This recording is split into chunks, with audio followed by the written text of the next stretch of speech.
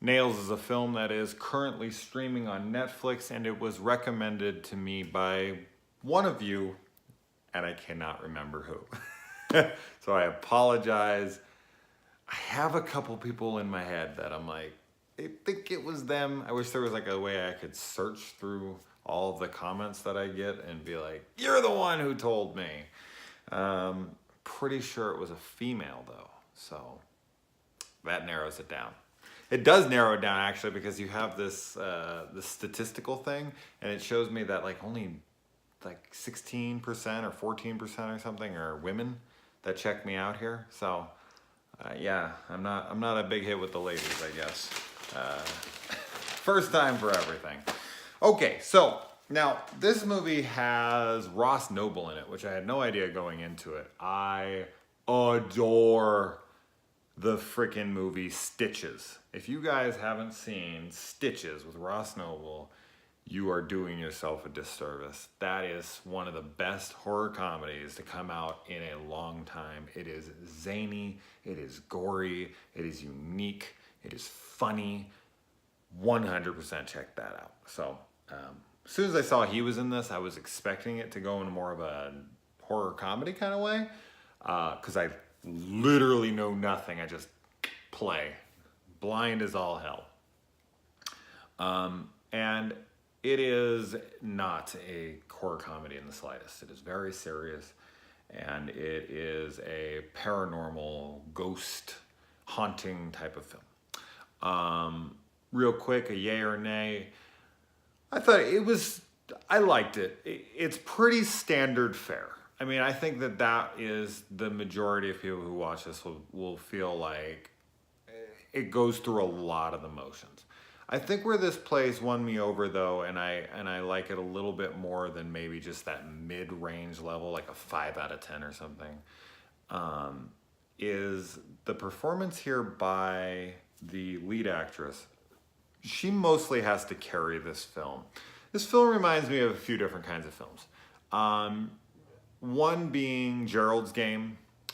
This movie is about a very physically fit, healthy woman who has a husband and a daughter, and everything in her life is fine and going well, and she's really into exercise and taking her vitamins and making sure that she is always on top of her health, which is something I completely can understand and get with here, because that's exactly how I am.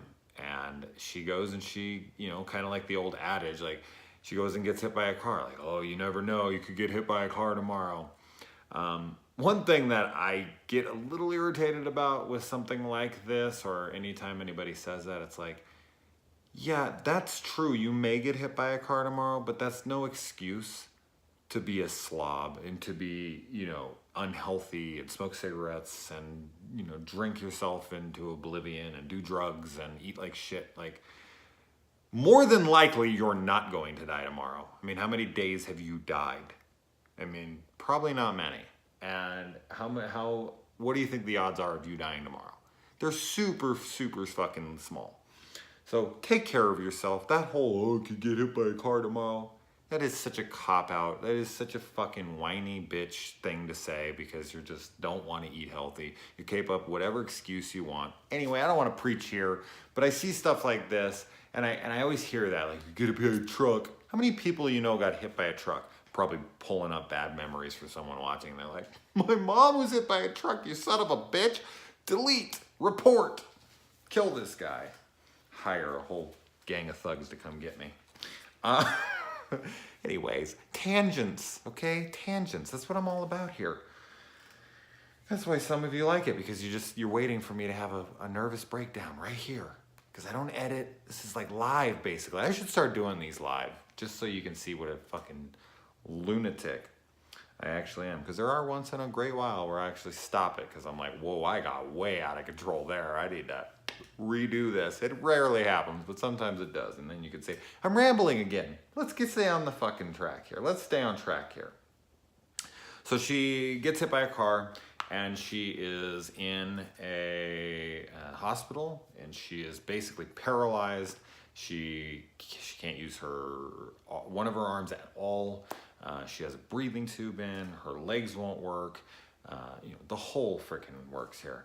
And she feels useless and helpless. And I haven't been in that bad of a scenario, but I've been in that scenario where I've gotten in a car wreck and I've been in the hospital's trust. I mean, you have to trust these people with your lives. And you lay in there at night in that dark room, and anyone could come through the door and anyone could do anything to you, and it's terrifying.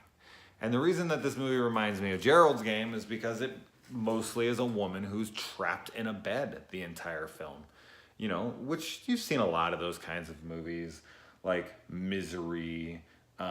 It also reminds me a little bit of 100 Feet with Famke Janssen, where she's on house arrest and the house is haunted by her ex-husband, who she is terrified of, which is just a great, great concept for a film. And she can talk through her computers like a Stephen Hawking or something, and there's just such an isolation to her, and she's starting to have jealousy and doubts of her husband because he's training this young girl and she thinks she's going to replace him, and there's a lot of emotions being tugged at here and there. And Ross Noble plays the orderly who takes care of her, and they have this kind of bond together, and I really like him in this movie. Everyone gives a pretty good performance. Some of the down things I would have to say about the movie is that I really wish that they wouldn't have went the CGI enhancement route with the ghost. Nails, the titular character here. Essentially, he's a Freddy Krueger of sorts. He's killed children in the past, and now that he's dead, he comes back and he has long fingernails and he scratches people. So very Freddy Krueger-ish. But the idea, I don't know why they didn't just go the full practical makeup route, put him in some grayish makeup and maybe distort the camera lighting, the lighting and the camera and stuff. More practical. The CGI stuff really takes away from it, takes you out of it. And the film also relies pretty heavily on jump scares. And while they can be effective at times, they are very cheap. I've said this a million times, it's the human body's reaction to respond to something being thrown at it. So being startled isn't really skill. If I threw something at your face and you ducked, it wouldn't mean that I was an incredible filmmaker. It would mean that that you have a naturally reacting body to stimuli. Something's coming at you, so you duck it.